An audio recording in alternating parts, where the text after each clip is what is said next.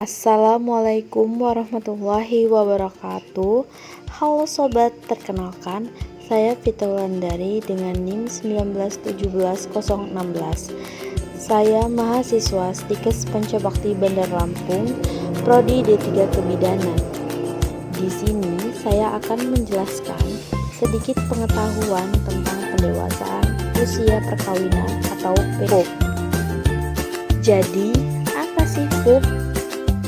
PUP adalah upaya untuk meningkatkan usia pada perkawinan pertama sehingga mencapai usia minimal pada saat usia perkawinan, yaitu 20 tahun bagi wanita dan 25 tahun bagi pria.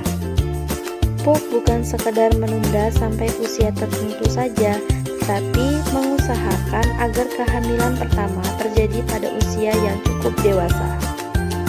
Tujuan PUP yaitu memberikan pengertian dan kesadaran kepada remaja agar di dalam perencanaan keluarga mereka dapat mempertimbangkan berbagai aspek berkaitan dengan kehidupan keluarga, kesiapan fisik, mental, emosional, pendidikan, sosial, ekonomi, serta menentukan jumlah dan jarak kelahiran. Pendewasaan usia perkawinan diperlukan karena dilatar belakangi beberapa hal berikut, yaitu yang pertama, semakin banyaknya kasus pernikahan usia dini. Yang kedua, banyaknya kasus kehamilan tidak diinginkan. Yang ketiga, karena pertumbuhan penduduk tinggi, kualitasnya menjadi rendah. Yang keempat, menikah dalam usia muda menyebabkan keluarga sering tidak harmonis, sering cekcok, terjadi perselingkuhan, terjadi KDRT, rentan terhadap perceraian. Sugesti persiapan dalam berkeluarga. Yang pertama, persiapan fisik, biologis, persiapan mental, persiapan ekonomi, persiapan pendidikan dan keterampilan, dan persiapan keyakinan atau agama. Jadi, kenapa sih kita perlu menunda masa perkawinan dan kehamilan? Karena itu memungkinkan akan timbulnya resiko keguguran, preeklamasi seperti darah tinggi, eklamasi itu seperti keracunan saat kehamilan, timbulnya kesulitan dalam persalinan, bayi lahir sebelum waktunya, berat bayi lahir rendah atau BBLR, dan lainnya. Perkawinan di usia dewasa. Perkawinan di usia dewasa akan menjamin kesehatan reproduksi yang ideal bagi wanita sehingga kematian ibu melahirkan dapat dihindari. Perkawinan di usia dewasa juga akan memberikan keuntungan dalam hal kesiapan psikologis dan sosial ekonomi. Misalnya pada faktor fisikis.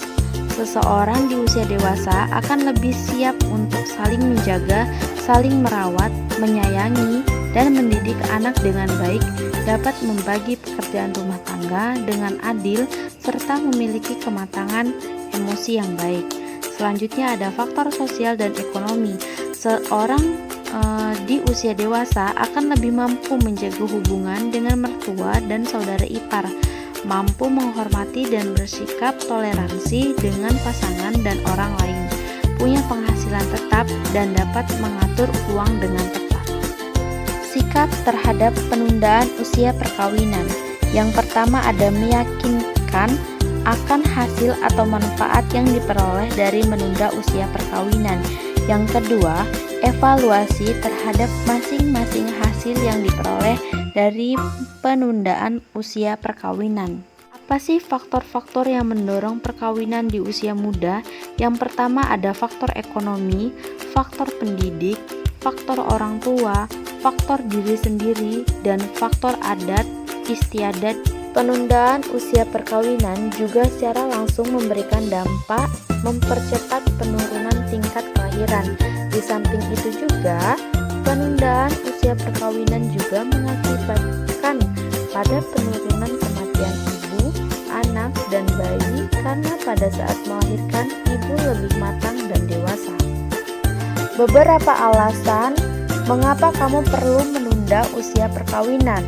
Yang pertama, karena rahim dan panggul belum berkembang secara optimal sehingga dapat mengakibatkan resiko kesakitan dan kematian pada saat persalinan, nifas, serta kematian bayi.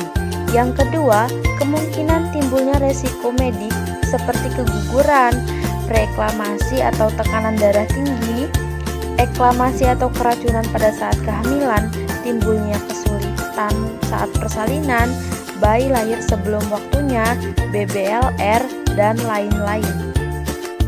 Oleh karena itu, mulai sekarang perlu dipertimbangkan untuk meningkatkan usia perkawinan jadi lebih dewasa lagi, sehingga kita bisa menghindari resiko-resiko tinggi kehamilan yang bisa kapan saja menghampiri kita. Hanya ini yang bisa saya sampaikan. Kurang lebihnya saya minta maaf. Saya akhiri. Wassalamualaikum warahmatullahi wabarakatuh. Dan jangan lupa untuk selalu menjaga kesehatan serta selalu memakai masker.